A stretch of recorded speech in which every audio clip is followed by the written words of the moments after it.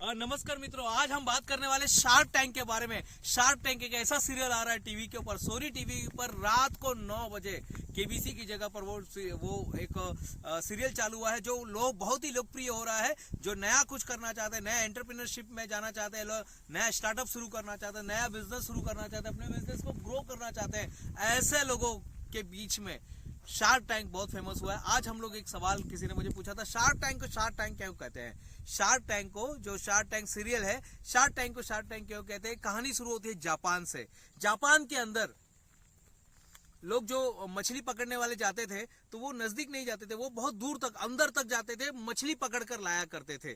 और जब मछली पकड़ के लाते थे तो किनारे तक आते आते, क्योंकि वो बहुत अंदर तक, समंदर के बहुत अंदर तक चले जाते थे, और वहां से जब वो नजदीक आते थे, जब वो अपने किनारे पर आते थे, तब तक वो मछलियां ना डल हो जाती थी, मरे मुर्दे हो जाते थे, और उनके अंदर जो टेस्ट है वो कम हो जाता था। तो ऐसी बहुत सारी चीजें थी जिसकी वजह से मछलियां एकदम सुन्न हो जाती थी, मछलियों में वो एनर्जी खत्म हो जाती थी।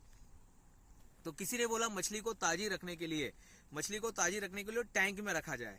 तो मछली को ताजी रखने के लिए टैंक में रखा जाए, लेकिन फिर भी मछली को जब टैंक में रखा जाता था, क्योंकि वो बहुत दूर तक यात्रा बहुत लंबी होती थी, तो मछली को जब वो टैंक में लाते थे तब वो मछली फिर भी वो डल हो, अंदर ही अंदर घूमते घूमते जब तक किनारे पे आते थे तब तक डल हो जाती थी।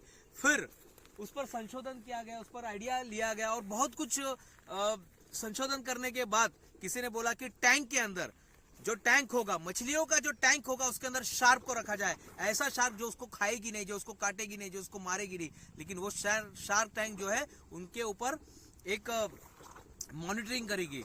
और उसी तरह से एक अच्छे शार्क टैंक को उस मछलियों के टैंक में डाला गया। तो जब जाते थे मछुआरे, जब जाते थे मछली को पकड़ने के लिए एकदम डीप समंदर के अंदर, और वहां से जब मछली को लाते थे, जब मछलियों को टैंक में डाल के और शार्क टैंक में जब लाते थे तो वो एनर्जेटिक रहती थी, उनमें जज्बा रहता था। और उसका जो जब वो मछलियों को जब बाजार में लेकर आया गया तो उसका जो रिव्यू मिला, जो टेस्ट मिला, वो सबसे बढ़िया मिला।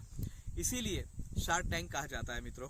शार्क टैंक के पीछे की कहानी यही है कि इंसान भी कभी कभी ना डल हो जाता है अपने बिजनेस को लेकर, अपने रूटीन लाइफ को लेकर। उसे कोई ना कोई मॉनिटरिंग करने वाला चाहिए, उसे कोई ना कोई बोलने वाला चाहिए, उसे कोई ना कोई राह बताने वाला चाहिए। वो राह ऐसा होना चाहिए कि इंसान के अंदर थोड़ा डर भी होना चाहिए। जैसे मछलियां थी, जब मछलियों को पहले लाते तो मछलियां किनारे आते आते तक डल हो जाती थी। उसके बाद जब मछलियों को पानी में लाके रखा गया जिंदा, तो भी मछलियां डल हो जाती थी। लेकिन जब मछलियों को शार्क टैंक में डाला गया और शार्क टैंक के साथ जब उसको लेके आते थे किनारे पर, वो एनर्जेटिक रहती थी, उनके अंदर एनर्जी होता था। इसीलिए शार्क टैंक को शार्क टैंक कहा जाता है मित्रों। यही कहानी है शार्क टैंक की। मुझे पूरा विश्वास है आज आप कुछ तो भी शार्क टैंक से आपने सीखा होगा, इस एपिसोड से आपने कुछ सीखा होगा। आपके कमेंट्स, आपके वीडियो आप जरूर हमें बताइएगा। हम हमेशा आपके रिव्यू को मैं देखता हूं, मैं पढ़ता रहता हूं, और जो भी आपको लगे अगला सवाल कुछ अगर आप पूछना चाहते तो आप पूछ सकते हैं। मैं प्रोफेसर डॉक्टर दिनेश गुप्ता यहाँ पर आपसे विदा लेता हूँ, फिर मिलूंगा आपको नए एपिसोड में।